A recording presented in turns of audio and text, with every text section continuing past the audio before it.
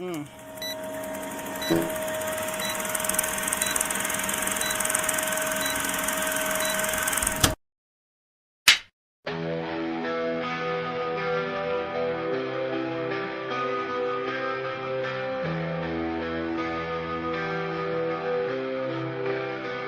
In the city's vibrant, pulsating night, neon lights hum loud, masks conceal the truth, and whispers reveal secrets. Crystal balls spin mysteries, fortune tellers weave cosmic tales, and truth is tangled in electric threads. The masquerade unfolds, colors clash and neon hearts guide us through the crowded glow.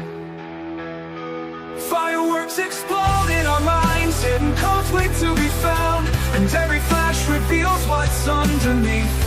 Memories haunt us, light bulbs flicker, and shadows linger. The curtain rises, lights ignite the scene, and the stage burns under fiery skies. The show must go on, we'll take the chaos and find our way through every stumble. No mask can hide the fire in our eyes. We're spinning stories under open skies, and when the music fades, we'll still be standing. Curtains draw open, lights ablaze, magic whispers through the night, as masks and dreams converge in spectacular display. Shadows dance, voices enthrall, crystal balls reveal secret signs, threads of fate entwined in tangled lines. The reactor twist unknown, on a stage of stars where dreams unfold. The show must shine bright through chaos and strife, every spark a tale to tell, a symphony of rebellion. Drums beat like hearts of fire, scripts burn with raw desire. Books of untold stories, pages turning brave and bold. Spotlight calls never fading through leaps of faith and masquerades. We've seen a gamble, each step belief, dreams awaken where we sleep. Lights dim but hearts ignite, curtains rise to greet the night. We stumble, trip but never fall, the show goes on, we give it all. Raise the roof, shout aloud, through darkness we face the crowd.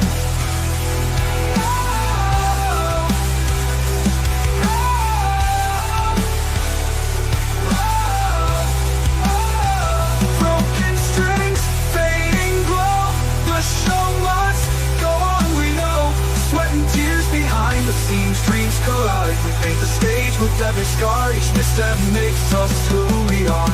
Script is torn, lines blurred, but every voice will still be heard. No rewind, no second take, we build the magic we won't break. Applause fades, but hearts soar, we'll leave them begging for more. Through every storm, every dawn, the show must go on and on.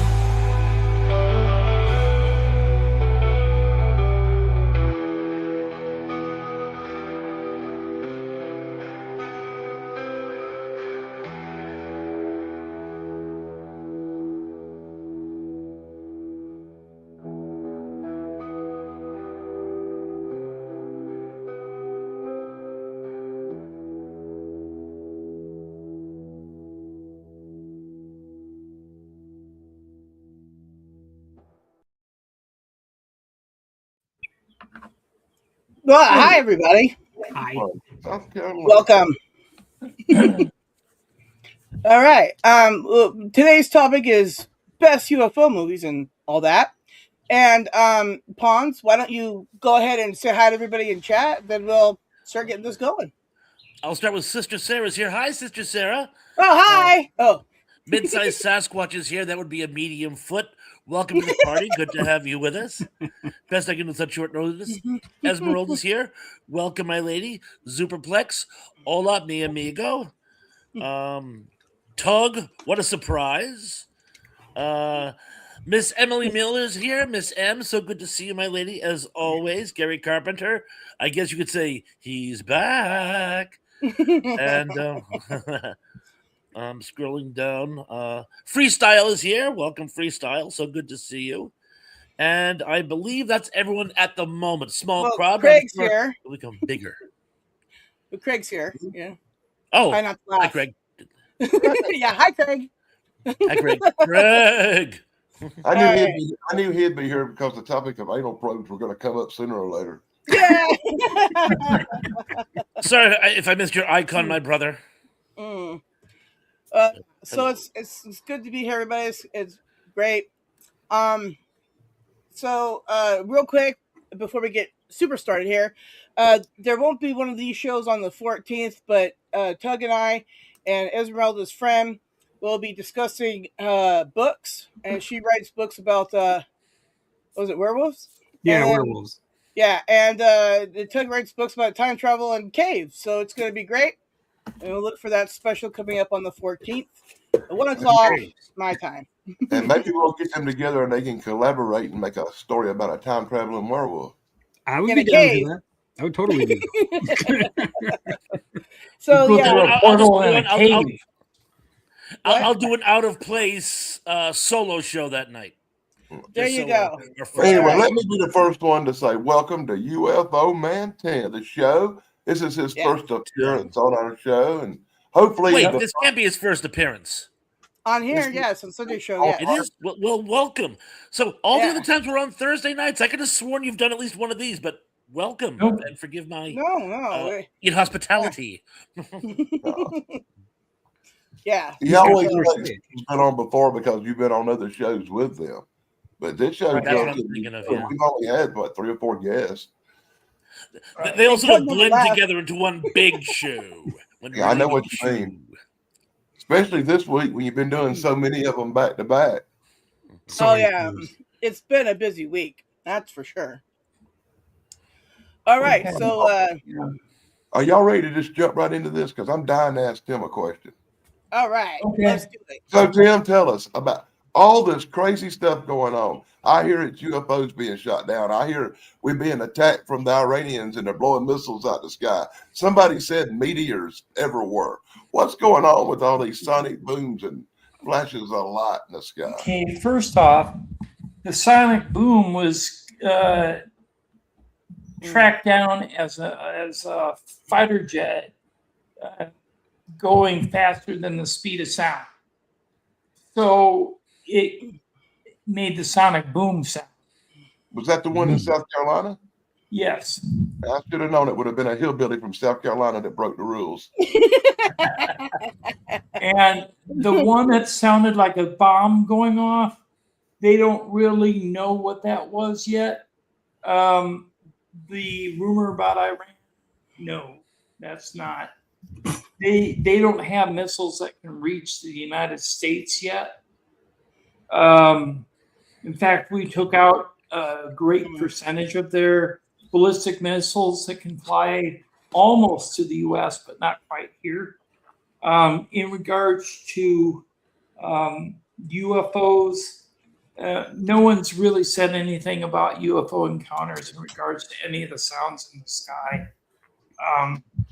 In regards to UFOs, I have to say this. I had sightings on 18 wheels. Doug, yes. For you who know who he is, check out come over to my house. Thursday show or the Thursday before that? He was there last week, and we went outside with our Psionics Aurora cameras. Now those are infrared night vision cameras. They're very expensive. They're about $700 a piece. And we went outside with tripods and battery packs, and we filmed the night sky. Wow. Did we come up with anything? No, because it was cloudy out, so it was hard to penetrate through the clouds. But we did capture something. We had left the cameras running by their own outside when we came inside to take a break. And when we came back and checked the footage, light had been shown down onto the top of 80-foot pine trees, to the top of the trees, and it was yellow light. Do you happen to have that footage available? We do have it available. Doug has it available. I can't play it right now, but it flashed 3 separate times. So it was like all 3 trees lit up, and then the light shut off. Then you wait a couple seconds and the light came back on, lit up all 3 trees on the top only, and then shut off, and then came back on, and then shut off. And that was it. Okay. We thought that was it. And we went through the footage even farther down, say for about another hour. And then we saw what looked like the reflection of long, thin, narrow black windows on the tops of the trees that were separated by golden light, like beams. So it was like a window, a beam, a window, a beam, a window, a beam, a window. And it was going over the trees, and then it disappeared.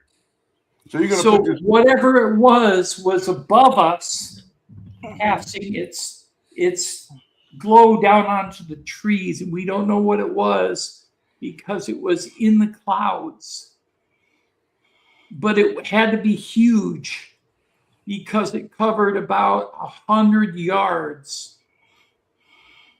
Are you going to put this footage up on your channel? Yes, we are going to do that eventually, yes. Well, that channel is UFO Man Re-Uploaded, right?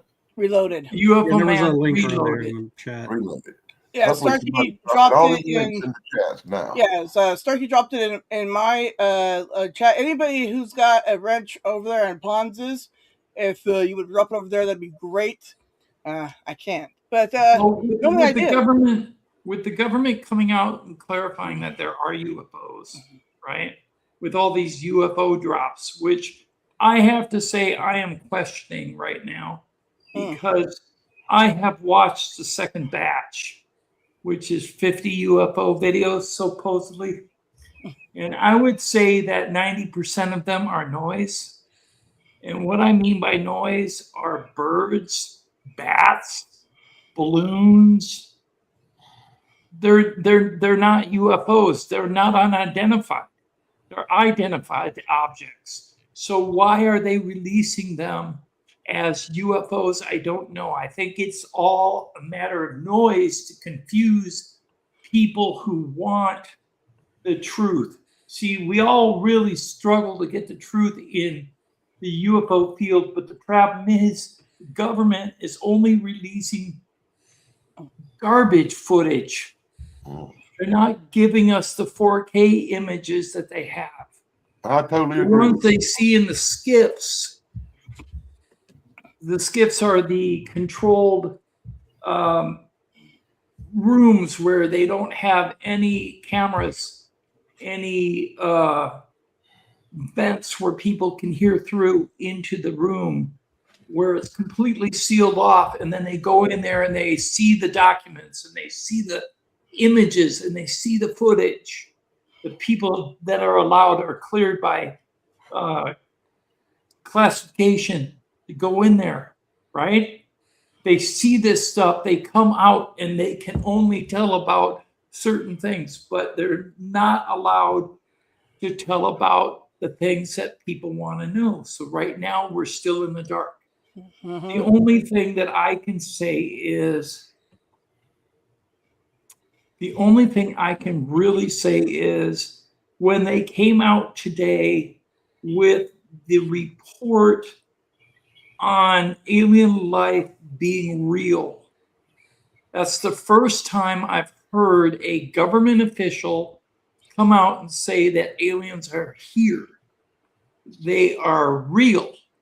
I'm not talking about just alien bodies. I'm talking about living alien beings here in the United States, working side by side with American citizens who are employed within the special access programs to reverse engineer craft and technology for our country.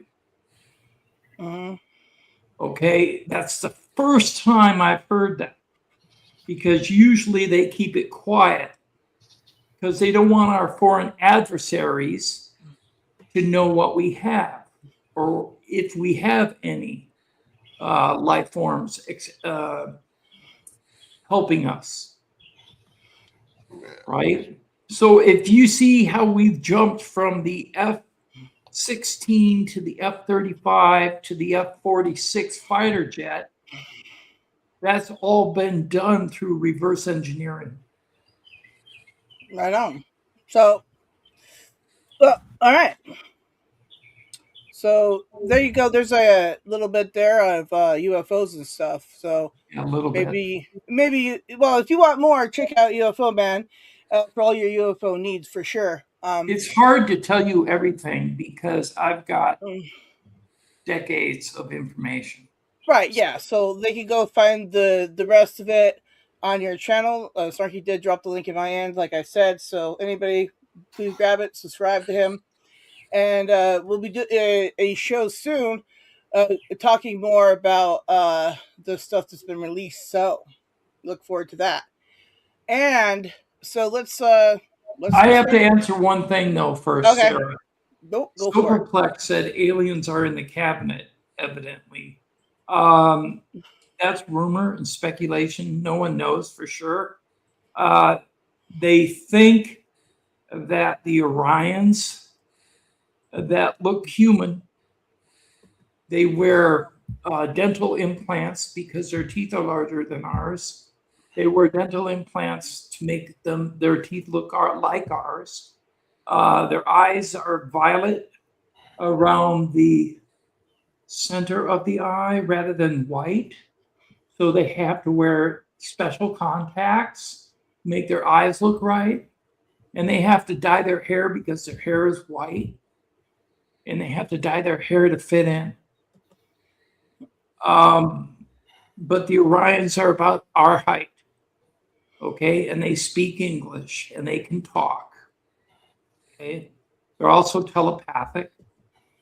But they are allegedly within our government, working with our government to do whatever their agenda is. I don't know, but I've heard they're embedded. I've also heard that the reptilians are embedded within the royal family in England. Yeah, I've heard that too. I don't subscribe to that viewpoint. I kind of believe that one more than I do the Orion one. Well, the Orion one, if all right, I'll tell you who said this. What's his name? I can't think of his name right now, but he was a colonel in the English military. And he came out and said that you could be walking down the street or you could be at a movie theater sitting next to someone and you don't know who that someone is.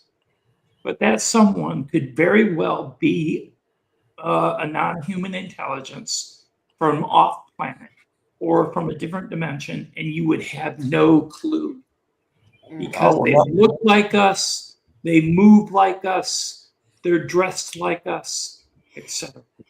You know, I will not dispute that. I have heard that before.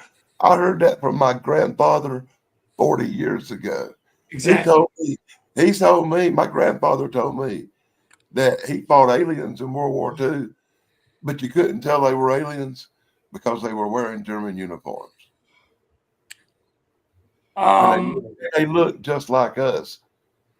Some the blue eyes, and they were really tall. Those were the Nordics. The Nordics were also known as the Aryan race, Aryan, and they were the ones that the Nazi rulership wanted to make themselves into as the ultimate race, right? Blonde hair, blue eyes, right? But they could not do that. So, see, this is the thing. The Nordics offered the United States the ability to have technological advancement if they would give up nuclear weapons. Is that where they met the president at that Air Force base? Dwight D. Eisenhower, yes, in 1954. If they would give up nuclear weapons, they could have technological advancement. But because of the time, it was only, 8 years after the end of World War II. They were afraid of the Russians. They were afraid of what was going on in the world. And because of the Cold War being in effect, Dwight D. Eisenhower turned it down and said, no, I got to keep a hold of my nuclear weapons. And he turned down the treaty with the Nordics. The Nordics then went and made a deal with the Germans. The problem is, we had already brought Germans over in Project Paperclip in 1946. In lieu of them getting charged at The Hague for crimes against humanity during World War II, if they would help us with our advancement in rocket technology, because von Braun came over and we had the V2 rocket. The V2 rocket is the precursor of the Mercury missions and the Apollo rockets that took us to the moon. And NASA is an anagram for the term Nazi. Just so you all know that. Well, I'm not a fan of NASA anyways. So they're just full of lies. It was the Germans that got us to the moon. It wasn't American scientists. It was German scientists. Yeah. And it was all due to looking for alien technology. Yeah, that's 100% true. I know that for a fact. We didn't have an American space program. We had a German space program. Yes, that's exactly correct. Yeah, Gary, go ahead and put your question in caps, okay? Hello out there, anybody who I missed. The chat's going kind of fast, and my buttons are. The Day the Earth Stood Still is a great movie. It is a great movie. Probably everybody I know think it's the best UFO movie ever. Actually, somebody had once told me that was indirectly based on a true story about some alien who had come to Earth and landed in a field and was taken to the White House to meet with the president. I'm trying to think what the guy's name was. Oh, you're thinking of Valiant Thor? Valiant Thor, yeah. Valiant Thor is supposedly from Venus. I don't know if that's true or not. That's kind of like a storyline that's been traveling around the UFO circles for years, but no one really has any definitive chain of data to prove it. Anyway, The Day the Earth Stood Still is based on a short story. Valiant Thor had came out in some pulp fiction magazine back in the day. And I'm pretty sure that I'd heard that's where the idea for The Day the Earth Stood Still come from, that pulp fiction magazine. I'm not blaming the Germans, Tim.0011. I'm not. The Germans were extremely intelligent and actually had an advanced program versus the United States at the time. That's what I'm saying. There's your question from Gary there, Tim. Remember a few years ago when the UFO landed in Las Vegas? What's your take? You mean the one in the backyard where the being stood taller than the front end loader in that guy's backyard? I don't know. I didn't see the craft, so I can't say yay or nay on that. But the only thing I found really interesting, the video they showed was of a meteorite, and it wasn't a ship. And then the beings in the backyard, they got a picture of one of the beings with its mouth open, and I got a picture of that. But it's so vague, it's hard to tell. So I can't really say anything about that. Like I said, it was impressive that the police come, and they were even a little skeptical about checking it out because they had reports and had officers witness stuff from the sky falling, Well, officers actually witnessed the meteorite falling. They did not witness the craft. From what I understand, the craft landed in the backyard and left a burn circle. But when they went back there, the ship was gone, but the aliens were still there. They were behind the front end loader in the backyard because they had a road company, a road improvement company.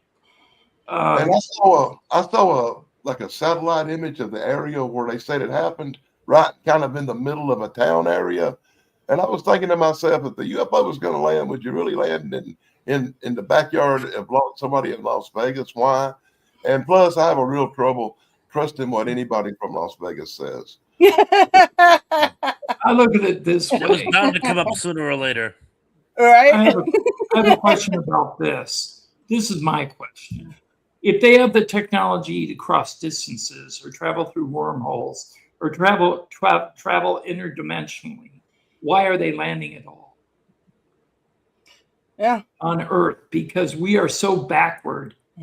We are so barbaric. Why would we be something of interest for something so advanced? Because aliens talking to an anthill. You don't understand. I know the answer to that question. It's How to Serve Man was a cookbook. Oh, like that video, yeah. Yeah, there you go. Wasn't that Twilight Zone? Yeah. Yep. All I can say is okay, take this out. Most of the craft that we have that have crashed have been brought down by Doppler radar. Our Doppler radar systems interfere with their propulsion systems. I totally believe that. Roswell, 1947. They had just Gerardo before 1947. Yeah, okay, but go back to 1947 Roswell. They had just installed this new Tesla radar system. The first week they tested is when the UFO allegedly crashed in the desert. The first week they this high frequency radar for the first time. That was the second time. The first test was out somewhere in Washington State, and not only did the Arnold incident happened that same week where he saw the disc things, but that whole Puget Sound, Mary Island thing happened where a UFO was floating and fire was shooting at the bottom of them. Both them incidents happened the same week that the Tesla radar systems were activated in that area. I got to say that the radar system that was activated near the Roswell Army Air Base actually brought down 2 discs on the same night. They crashed into each other. One landed outside of, I just had it. I can't remember. And one was outside of Aztec, New Mexico. And one was outside of another city, but it wasn't Roswell. Roswell's famous for the crash, but only because they are the ones that handled the crash debris in the hangar 18. And they're the ones that packaged the dead bodies into the crates before they were flown out to Wright-Patterson Air Force Base. That's why they're famous. Well, I think Roswell got famous on kind of the newspaper article that come out in the Roswell Courier where that farmer had took the pieces to the radio station and they put that on the wire. Yeah, Mac Brazel. Yeah. Yeah, he picked up pieces of the craft, but it wasn't anywhere near Roswell. He had to go way, way out on his property, like 50 miles away from Roswell to get the pieces of the craft. Fun fact. And then they were brought back. Fun fact. I'm real good friends with Raymond Brazil, David Raymond and Gracie Brazil. That's the way they pronounce the name. Everybody on TV always says Brazel, but the people I know who are related to him pronounce the name Brazil. And I know quite a few members of that family personally. Cool. That's very cool. And you have a connection to what happened. I actually lived across the street from nephews and nieces of these people. That's cool. Wow. Yeah. Doug, you were saying something about how The Day the Earth Stood Still was based on a short story by who was it? Yes.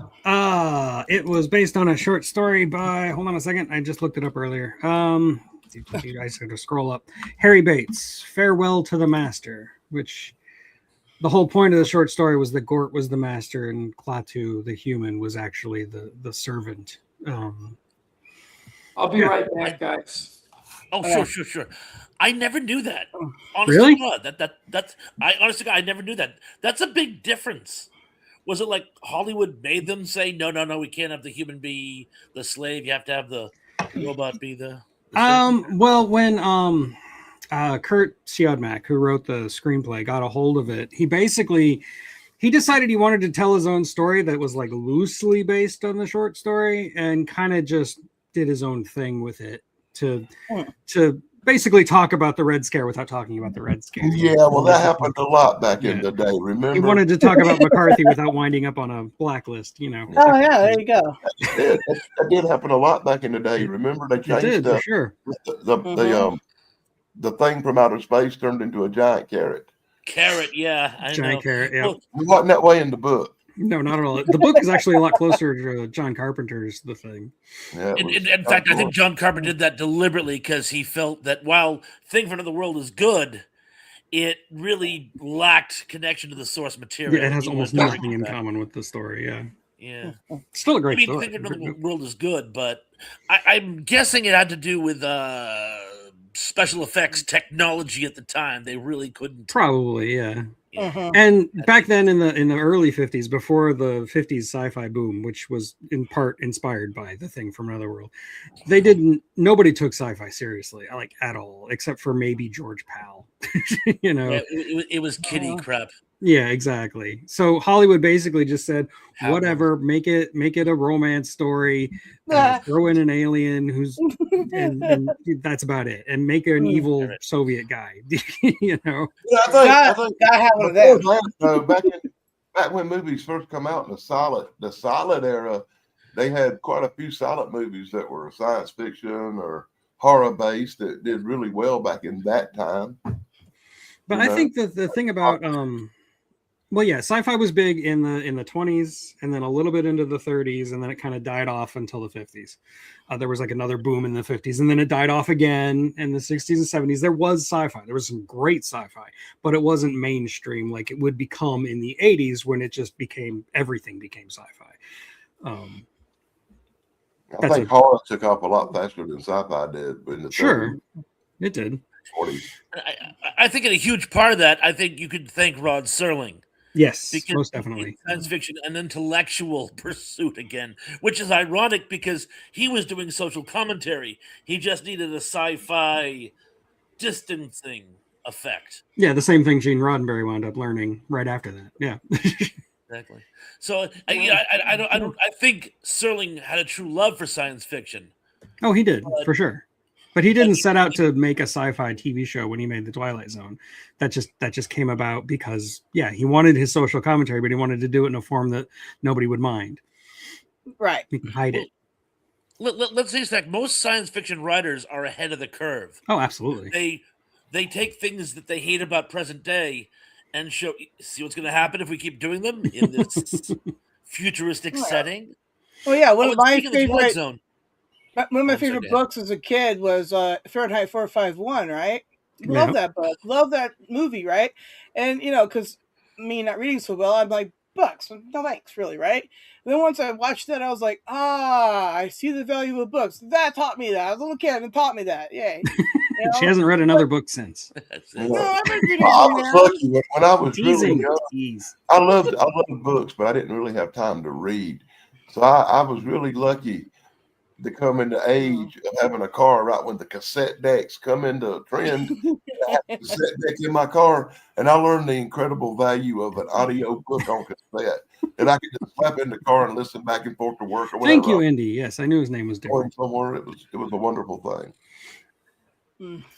But the other thing about The Thing that I really like, is that it's the first movie I can think of where the UFO actually came long ago. Like they unearthed a UFO that had come to the Earth a long time ago. You don't see that too often in UFO movies. Usually it's just the UFO arrives in the present day.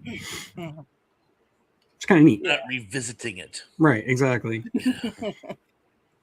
Yeah. Well, I think that's actually spoken about best in another, I guess you would say, a child work from the same source material, and that is Horror Express. It's the only one where the alien is actually communicative. And can actually tell his story. And he says, look, maybe we can work something out here. And it's the humans are like, nah, no thanks. And, maybe they were being duped, maybe they weren't. But it's at least we can finally get the alien side of the story and not just have to extrapolate. You know what I'm saying? Right. Although I do love it. Even John, I can't tell if John Carpenter thought this at the time or if it was a fan theory and he just fell in love with it. But the idea that when the thing is separated enough, they become two completely separate, xenophobic creatures and will become rivals. So the thing wouldn't take over the Earth. The thing would end up fighting itself. And I find that tantalizing. I wish they had played up on that more. Yeah, because that gives you the idea that maybe this is just like a refugee from that species, and trying to escape a war between them. So I think it's kind of cool. You can go all kinds of ways with that. It's neat. Yeah.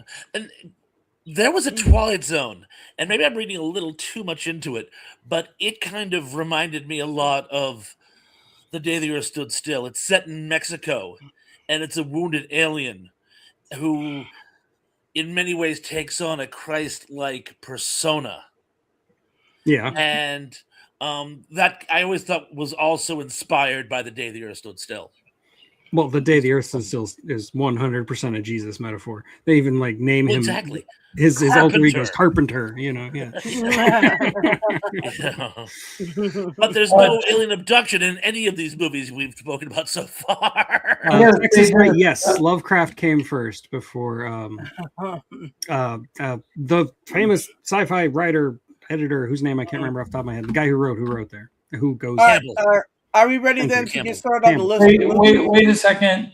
Tug mentioned something about films where UFOs were dug out of the ground. Yes. I want to mention two of them. Go for it. One was The Thing. Yep. It was dug out of the ice. And the other one was an X-Files episode where it was a huge disc under the ground where Scully was taken prisoner. That was the movie, wasn't it? She was in the movie? Yeah, she was gestating an alien inside her. Yeah. Remember that one? Yeah, and that was huge craft under the ice. That was actually really cool. Yeah. So I had to mention those two. No, those are good ones. I mean, we were talking about The Thing, but yeah. Let's go ahead and then start into the movies segment here where we could talk about the movies now. So works for me. Yeah. All right. So who wants to go next? I got a movie for you. Tim's just a UFO expert. He knows more about UFOs than all of us combined, probably.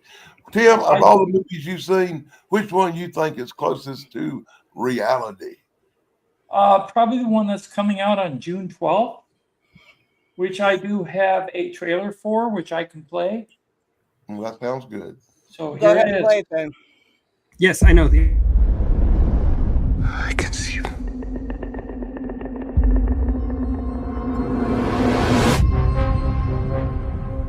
I am much more inclined now than I was when I made Close Encounters to really believe that we're not the only intelligent civilization in the universe.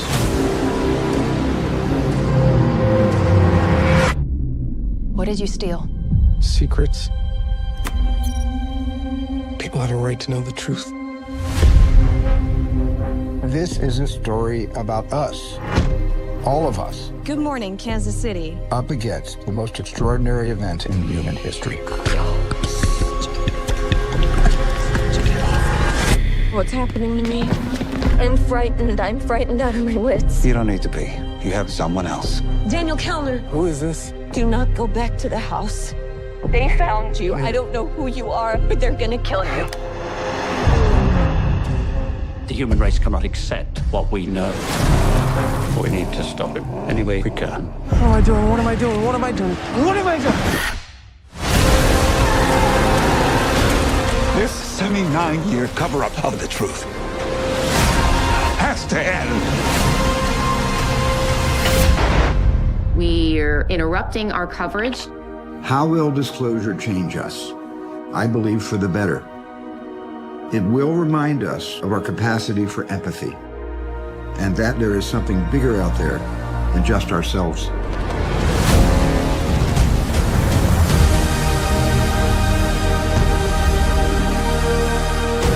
The only way to know your purpose is to go back to where it all began.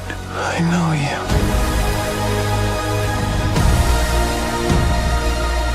I know you do. What happened to us?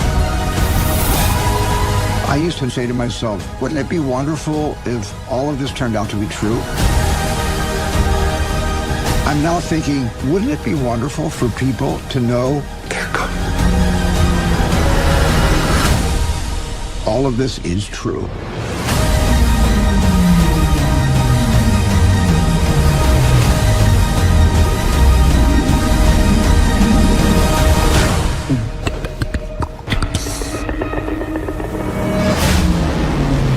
Disclosure Day.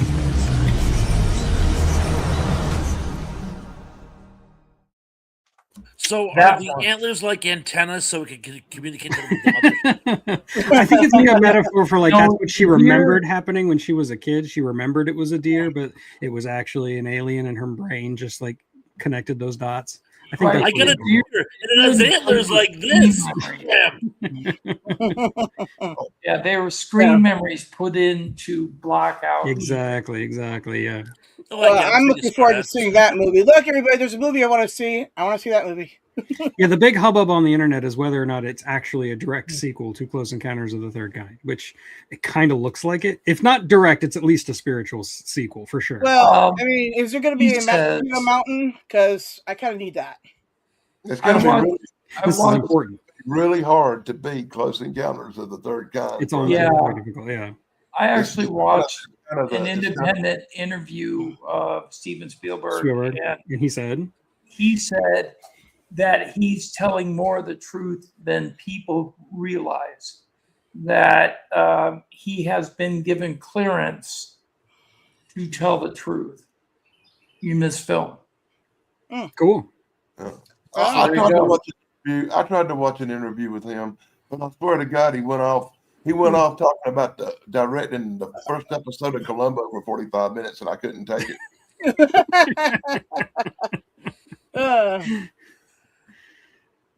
Well, okay, so who's got the next movie?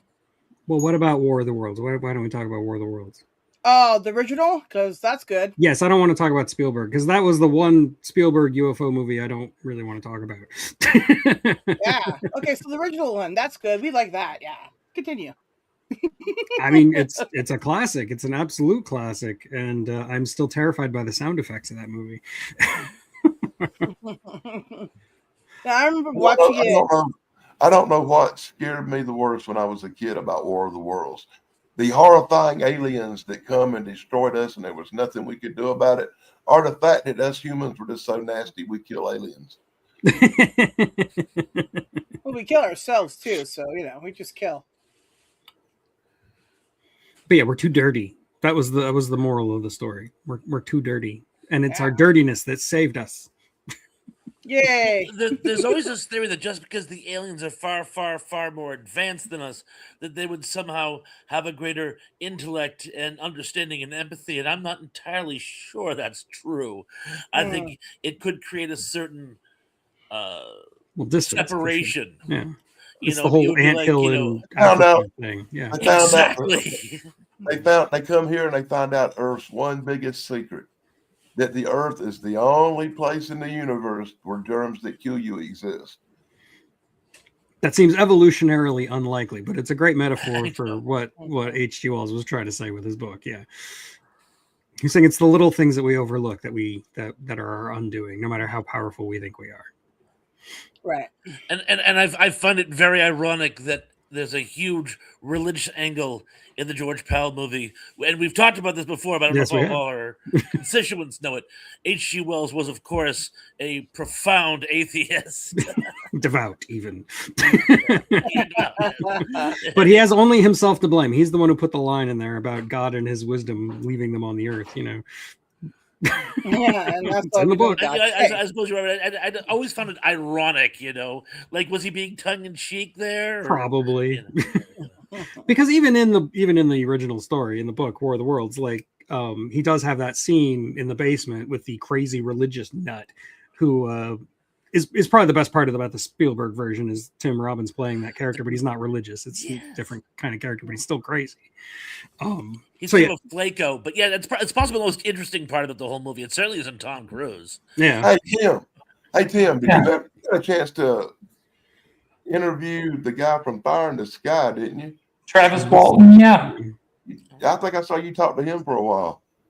Yeah, I actually got to interview him, and believe it or not, I got a picture of him holding a water bottle that says UFO Man on it with my logo.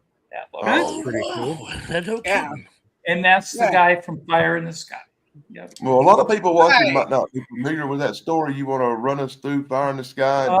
Travis Walton was working with a logging crew in Snowflake, Arizona, to clear some underbrush, and they had gotten done with a busy day, and they were traveling back toward town down a mountain road, a dirt mountain road, and they saw a glow above the trees, and they thought it was a fire. So when they came around a bend, they actually saw what looked like a flying saucer with a really bright reddish, orange, yellowish glow on the bottom, casting down toward the field. Travis, being the type of person he was, jumped out of the truck and wanted to get closer.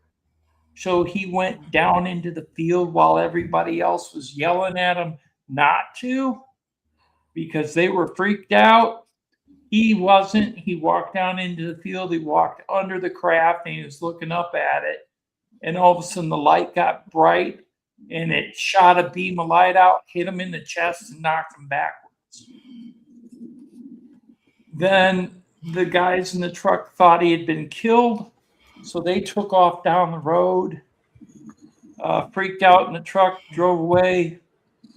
The driver of the truck realized that they shouldn't have done that, and they went back to the field to find Travis, and he was gone. His body wasn't there. Search and rescue parties went out looking for him, dogs, helicopters, everything. For 5 days they searched. Everybody were blaming the other loggers that were still alive, still there, as being murderers, that they had killed Travis and buried his body somewhere. They had to take lie detector tests. They did not fail those tests. They passed them all, except for one guy that didn't like Travis, that was kind of the tough biker type. Real quick, that guy did not fail his test. It was inconclusive. Yeah. It was inconclusive, right? And it was inconclusive twice. So then all of a sudden one day, after 5 days, Travis's best friend got a phone call at night, and it was Travis. He was calling from a phone booth out on the highway, and they went to the phone booth where he was, and he was completely naked in the rain. And when they tried to touch him, he flinched because he had been through so much trauma. Wow. according to Travis, he told me that the movie doesn't do him justice because what really happened to him was when the non-human intelligences on board the craft took him on board and they tried to do something to him, he fought back and he was able to free himself from the table that he was on. When he got up, he was looking for anything that he could grab in the room that he was in that he could use to combat, use against the alien beings that were there, that he said were grays. Okay? And the movie portrays them as kind of orangish with small eyes, but they were grays. And he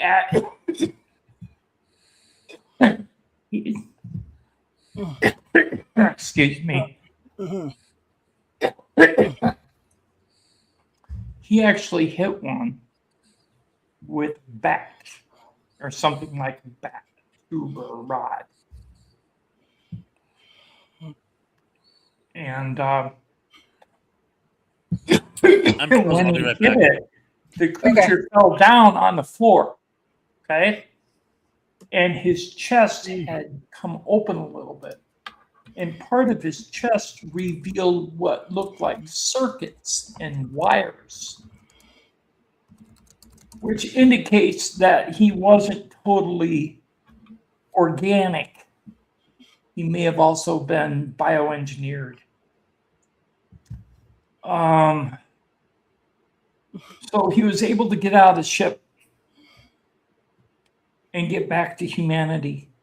And he went through some lie detector tests, and he's never failed one, not one, on whether he was abducted, whether he is experimented on, whether he fought the alien.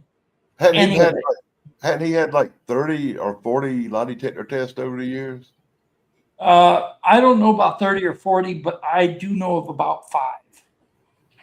And he's passed all of them. His story has never changed. He has never embellished on his story. It's always the same. So when people go out there and say, well, Travis Walton is just a big hoax, in my opinion, he's not, because he believes what happened to him. Okay? Irrelevant about what he believes. It's the number of witnesses, the lie detector test, the evidence gathered. It makes it one of the more credible stories. Yes, Fire in the Sky, Travis Walton. I felt it was one of the biggest honors of my career as a researcher and an investigative journalist in regards to ufology to interview Travis Walton. Now, I also interviewed Whitley Strieber from the movie Communion. Whitley. And Communion is another great UFO movie. Christopher Walken. Yeah. Really like that. I'm a Dancing Christopher with Walken Aliens. fan. Such a good one. That's a great movie. And you can see Whitley you can see Whitley play himself in Escape to Witch Mountain with Dwayne The Rock Johnson. I got to say something about the movie, though. He said the movie didn't do him justice either because of creative license. They always changed the movie to fit the narrative that the people want to see, not what the actual case was. But in regards, rephrase that. They always change it to fit what they think the people want to see. They rarely get it right. Right, that's true. I can say this, that Whitley Strieber is the one who made famous the anal probe story. Oh boy. And the reason why he made famous the anal probe story is because when he was abducted, he was anally probed and he brought it out publicly. And he said it was the worst mistake he ever did because he had to live that down for 40 years. Yeah, but that's the one thing that makes a lot of people believe him. is why would you say that if it wasn't true? But it minimalized the story. It turned it into a junior high locker room joke as I opposed to a could have very serious. sworn that like Betty Hill also was Barney and Betty Hill, which yeah. I'm amazed we haven't actually brought up until this point. Yeah, wait a minute. Before we go Another on, good I want to personally, TV movie. from the bottom of my heart, thank Whitley Strieber for my 40 years of anal jokes I've been able to make. You just proved my point, Just to let you know, we're going to have Whitley Strieber back on the channel in July, so you can see him there live. I'll probably sit and chat in the comments, should I? Yeah, you can sit and chat and say whatever you want. Well, I'll put it this way. Whitley Strieber and his wife had a lot of abductions, and they also brought friends to their cabin in upstate New York to prove it. And those friends got abducted as well. So they won't even go back there because of what happened. They sold the cabin. They got rid of it because they think that that area was targeted. That area was in Hudson Valley, New York. Hudson Valley is known as a hot spot for UFO sightings. Pine Bush, New York, Walden, New York. Yeah, hot spot. I can see that. Aliens are like sailors. Where's the first place you want to go? New York? Well, was that where Barney and Betty were coming from when they were abducted? They were They're headed coming back from to New Portsmouth, Hampshire. Yeah, but they I think that's had right. gone to New York, I believe. Yeah, they had gone through New York, but they were For like a coming wedding or from something. New They had Hampshire. gone to New York, but were coming home. Right, they're coming home. Yeah. All I know is a lot of the older UFO sightings or encounters, in my opinion, are more accurate than the newer ones, because the newer ones are influenced by media. No, yeah, by totally. movies, by Yeah. books, by people seeing I what they find see. old stuff before 1956 to be a lot more credible than later stuff. Well, the skeptics also say Betty Hill was inspired by an episode of The Outer Limits that she saw. Really? Yeah. So you got so much. Once again, you've got these unidentifiable stains on her clothes. I'm not here to say it's true or not. It's not my job. Labs couldn't identify the substances in her clothes. Was that the one with William Shatner? I think so. Yeah. William Shatner does about an astronaut who had been abducted. Yeah. I think that's the episode. Yeah. There is a encounter with I think it was Betty Cash and I can't think of it. Cash Landrum is the case. Okay, Cash Landrum case where a diamond-shaped UFO is being piloted to the ground and being escorted by 12 U.S. Helicopters around it, escorting it to the ground as it is spurting out radiation or radioactive particles to the ground because its micronuclear reactor that it was using as energy had crashed, had burned up, whatever, and it was coming down. So they were escorting it down. And these two women and a small kid came across the diamond-shaped craft. Well, the diamond-shaped craft was an ET craft that was retrofitted by the U.S. military to try to fly it. And they messed up. And there is a picture. I think I can bring it up. Hold on. There's a picture that I put on my group. This happened in Texas, right? Yeah, I think so. There's a picture on my group on Facebook that I put of one of the ladies who got injured from that incident. They had severe Didn't she burn her hand? She tried to open the car door to get back in, but because the car had been exposed. Yeah. to something. It made it really hot, and she burned her hand on it. I remember. I saw Unsolved Mysteries. Here it is. This sounds familiar. This case does sound familiar to me. Okay, I will show you the picture. Wrong thing. Let's see here. StreamYard. Share. I always get this wrong. Okay, this is the picture of the lady. She touched the craft, then she lost her hair, her skin, and nearly her life. Betty Cash died 1998. Her family linked it to the exposure. The government never answered. Betty Cash is on the left, 3 days after the encounter in the middle, 2 weeks later after the encounter on the right. Second-degree burns, face and scalp, hair loss in clumps, lymphocyte count severely depleted, lawsuit filed versus U.S. government, medical records documented.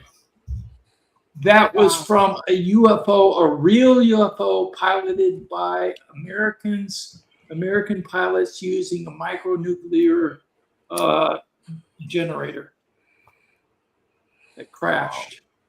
I definitely remember this case. I saw a few studies on it, and I saw it on Unsolved Mysteries. You know, that was kind of terrifying, but I just wanted to show that we have been trying to reverse engineer and pilot these vehicles for a long time. And the TR-3B and the TR-6 are examples of reverse engineered vehicles that are in use today. The TR-3B, you think it might be a hoax, but it's not.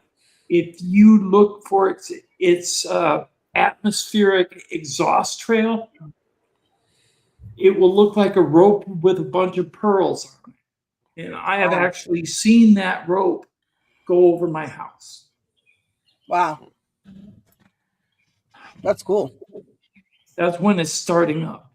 That's the It's a transmedium craft, meaning it can travel in our atmosphere and in space. That's the one that's triangular shaped with the red ball at the bottom. Yes, red ball in the middle, white lights at each corner. Yes. And it has anti-gravitic disruption drives, so it doesn't have anti-gravitational drives where it defeats gravity. It has disruption drives where it disrupts gravity. Well, we know, I don't know what the vehicle's capable of. I just know that through Freedom of Information Acts, we do know that this vehicle exists. Yes, it does exist, and so does the TR-6.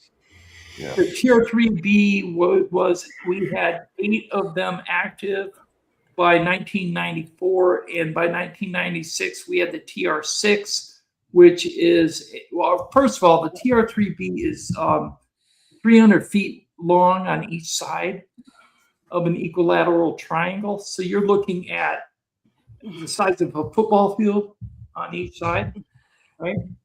And the TR-6 is 900 feet long on 2 sides, and then in the back it comes to like a point, like a dart. So you've got 300 feet and 300 feet, right? And this craft can go up to, if I'm correct, Mach 12, and the TR-3B can go Mach 7, something like that. Wow. And that's the unclassified speeds. I don't know what the classified speeds are. In regards to going into space, they can go from Earth to the moon in less than 20 hours. I mean, look, how come it took Artemis 2 3 days to get to the moon when they're traveling 24,000 miles an hour and it's only 24,000 miles away? How come it took 3 days? Tell me that. I don't math. Oh, you're muted. Damn it. Sorry, what?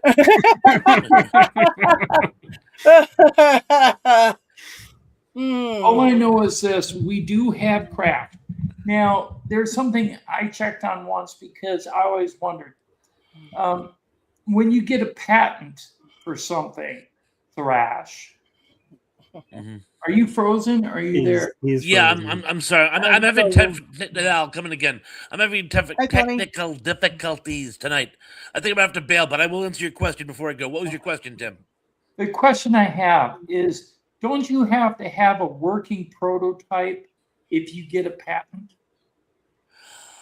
No. My understanding is you can get a patent on theory alone, provided you have the seed money to build the prototype.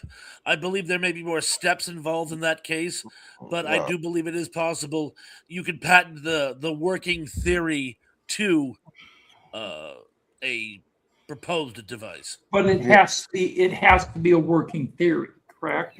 Oh, you can no, Yeah, in fact, Tesla.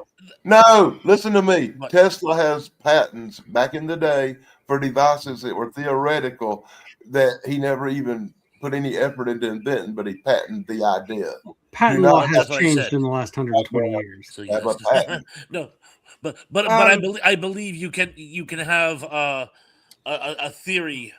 Oh, not a theory. You can have conceptual patenting. I believe Yeah. is my understanding. Okay, well, I want to tell you this. Patent your life. We have in our U.S. Patent Office, we have the patent for a cylinder vehicle. So I'm talking, if you see something in the sky that looks like a silver rod, it could very well be ours. Okay. Or a white rod or a pink rod, I don't care what color, it could be ours. In regards to flying saucers, anti-gravity saucers, we have 2 patents for anti-gravity saucers. Do I have proof of these patents? Yes, I do. I have them in one of my live streams on my channel. I'll just get them next time and bring them up and let you guys see them. But there are patents for these things. Just because you have a patent does not mean you have a working device. It means you have a theoretical idea that you patent. What I'm saying is, if they have the theoretical idea, the United States is gonna work on it. They're not gonna let it go.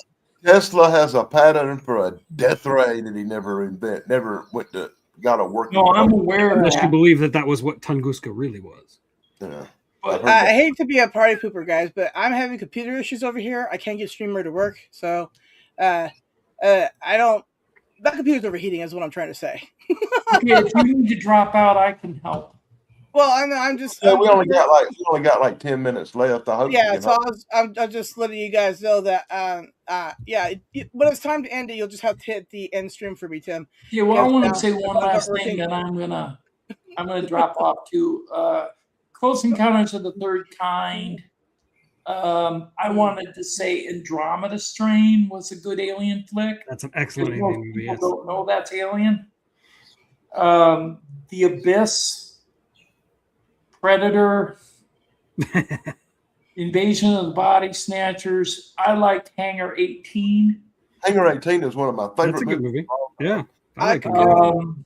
And Cocoon too. Night Skies. Night Skies is about the Phoenix Lights the day before the Phoenix Lights happened. That's a good movie too. I brought that up on Tug Show. Yeah, Contact, District 9. Contact. Hey, Tim, I had about 20 more movies and a bunch more stuff I want to talk to you about. What do you say in about 4 or 5 weeks you come back and we do a part 2 where we can actually talk about Aurora, Texas? Yeah, I'm sorry I took up the whole show. I'm sorry. No, Dan was egging you on. Yeah, Dan. We want your information. All right, so look forward to a part 2 some point after the 14th. Because then we can also talk about Disclosure Day. Sometime in July. Sometime in July. Right. All right. That sounds Okay, fine. cool. Cool. All right, then let's see if I could even Your computer won't do anything? Well, no, the mouse isn't even showing up. This is fun. I'm gonna have to just turn it off after. Well, hi, Thrash. We're leaving. Yeah, we're leaving now, Thrash. Okay. Yeah, I'm having technical difficulties as well, by the way. Well, Yes. so sorry, gang, but I'm sorry I hogged the show. Yeah. All right, everybody. we'll see you next time. We'll be live. Are you doing anything Wednesday, Tim? Wednesday. Did you have a show Wednesday? This Wednesday, not yet. No. Okay, well then we'll see everybody for Thursday. It's the Giggle Signal, and there will be aliens. There will be aliens and silliness. We promise. Anyways, we'll be back. We'll be back sometime in July with Tim again, so we can talk about more alien stuff and more movies that we missed. I never did get talk about movies first. Yeah, I never did. Wow. I never did get your opinion on Aurora, Texas, and that's something I really wanted to talk to you about. I wanted to talk about V and Aurora Tech. Aurora Tech is great. The first UFO crash that ever happened in Aurora, Texas. Oh, Aurora, Texas, the one where it hit the windmill. Yeah. I believe that. Tim, can you hit end screen, please? Tim? Happy trails, everybody. Happy trails, everybody. Can you hit end screen, please? We'll be back. We'll be back. Yeah, that's for sure. Maybe okay. We'll leave one day.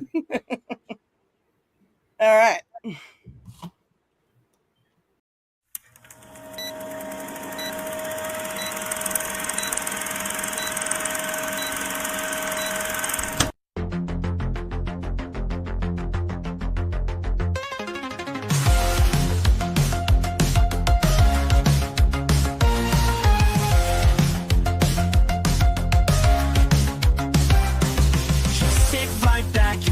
Show with Pons and Dan in a TV flow. Geeks for sure with tales to tell. Every Sunday is pretty swell. Good times here, you'll want some more. Remember days you can't ignore. Kids and family, friends so dear.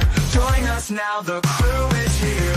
On the artifact, save the world with Sarah at their side. Oh go. Sunday fun with joy and cheer. Flip side, flip, so revere.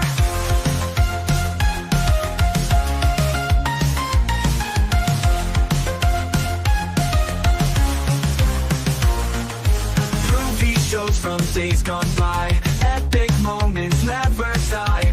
Internet was such a blast. Fun with friends, let's make it last. Time to laugh and time to chat. Geek out hard and that's a fact. Sarah's here to add the spice. Memories that feel so nice. Love the artifact, save the world with Sarah at their side. Oh go. Sunday's fun with joy and cheer. Flip side, flip, so revere.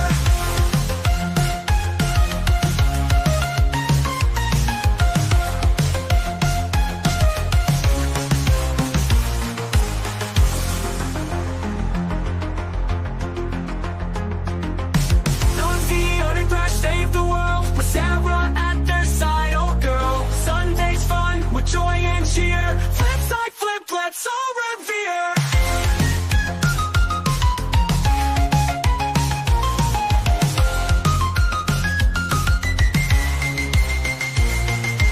Movie shows from days gone by. Epic moments never die. Internet was such a blast. Fun with friends, let's make it last. Time to laugh and time to chat. Geek out hard and that's a fact. Sarah's here to add the spice. Memories that feel so nice.